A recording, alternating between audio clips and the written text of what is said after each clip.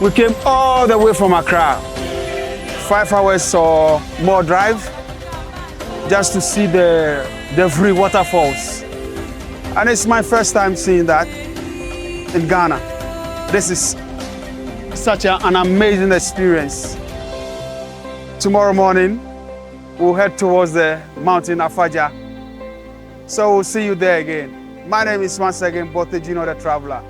Subscribe and hit the like button.